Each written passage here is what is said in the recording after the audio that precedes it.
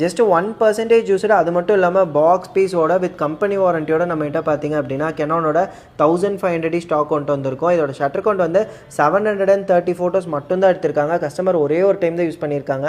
அப்படியே ஃப்ரெஷ்ஷாக இருக்குது. இன்னும் ஸ்டிக்கர் கூட ரிமூவ் பண்ணல. ஒரு சின்ன ஸ்க்ராட்ச் ஐடென்ட் எதுவுமே கிடையாது. அவ்வளோ நீட்டான கண்டிஷனில் இருக்குது. ஸோ இது கூட பார்த்தீங்க அப்படின்னா இதோட பாக்ஸ் அவைலபிள் இருக்குது. இதோட வாரண்டி கார்டு அண்ட் பில்லுமே அவைலபிள் இருக்குது. ஸோ 12/5/2024 பர்ச்சேஸ் பண்ணியிருக்காங்க. இந்த வருஷம் தான் பர்ச்சேஸ் பண்ணியிருக்காங்க.